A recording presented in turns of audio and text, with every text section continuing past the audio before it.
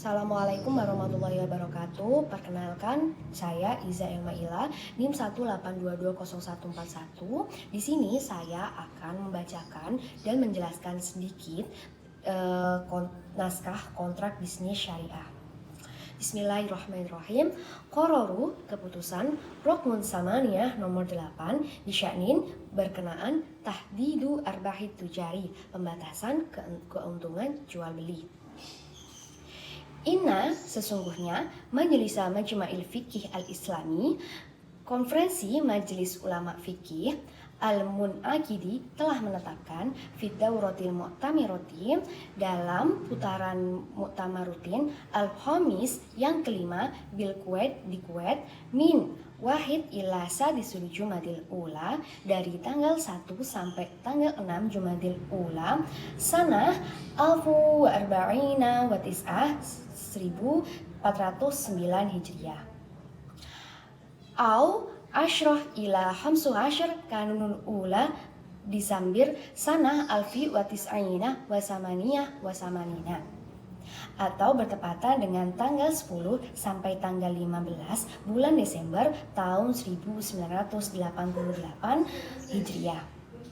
Ba'da itola'ih, setelah pembahasan alal buhuthil muqaddimati, atas topik-topik di awal, minal a'dha'i wal khubro'i, dari para anggota dan para ahli, fi maudu'i, dengan tema tahdidu arbahit tijari, batasan keuntungan jual beli, wa istima'ihi, dan memperhatikan lil munaqasyat, terhadap diskusi allati darot haulahu, yang sedang mengelilingi di sekitarnya.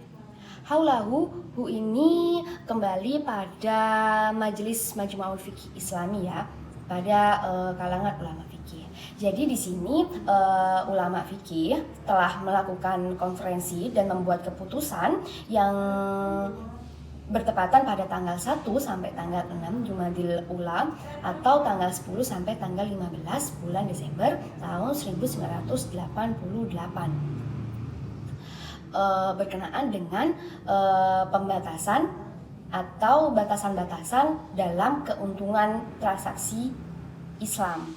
Robian, yang keempat, la yatadakhala, tidak ada campur tangan, waliyul amri, penguasa, bitas'iri, dalam penetapan harga, ila haitsu yajidu, kecuali ditemukan khalalan, kecacatan, wadihan, kerusakan, fisuki, di dalam pasar, wal asy'ari nasyian, dan harga-harga yang bermunculan, min awamili mustona'atin, dari faktor-faktor buatan.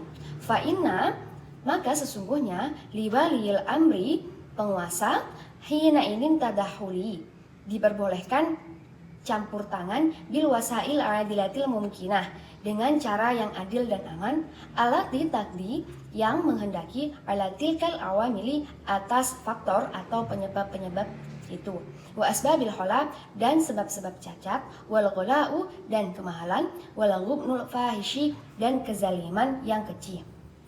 Jadi di sini saya membacakan poin keempat dari keputusan Majelis Ulama Fikih Islami di Kuwait, yang menyatakan bahwa la yatadakhalu waliyul amri, tidak boleh seorang waliul amri. Siapa waliul amri ini di sini?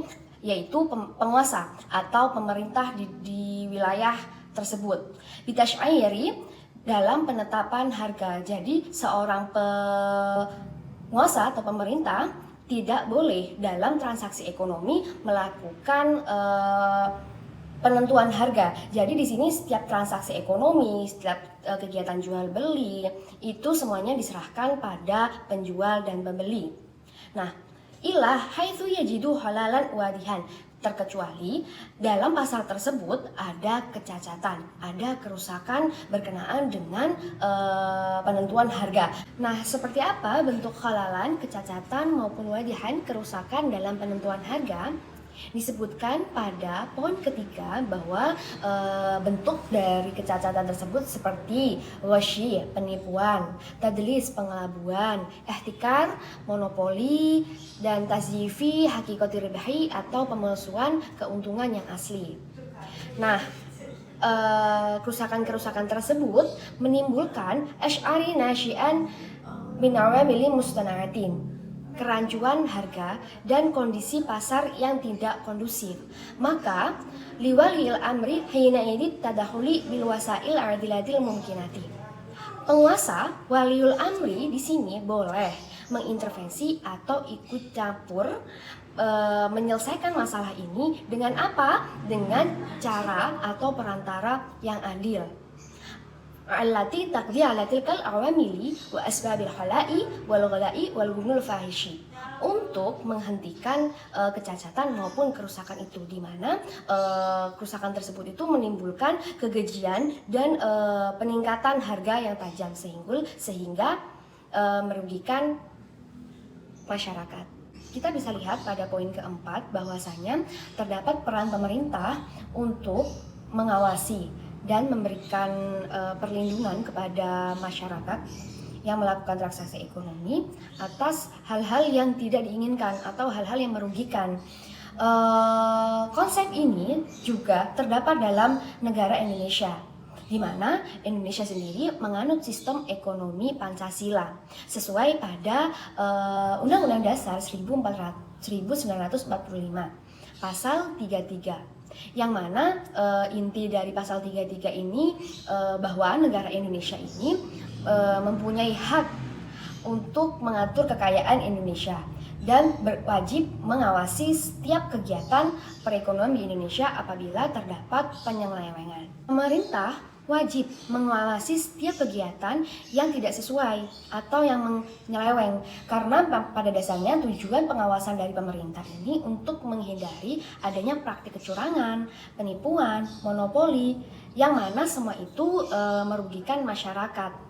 Nah, ketika ada penyelewengan, maka pemerintah juga berhak untuk mengeluarkan alat-alat seperti undang-undang, ketegasan aparat. Contoh saja ya, Indonesia itu mengeluarkan, atau pemerintah Indonesia itu mengeluarkan undang-undang yang berkaitan dengan monopoli dan persaingan tidak sehat, yaitu tercantum pada pada Undang-Undang Nomor 5 Tahun 1999. Nah, sistem ekonomi pemerintahan Indonesia itu juga sesuai dengan keputusan Majelis Ulama Fikih di Kuwait.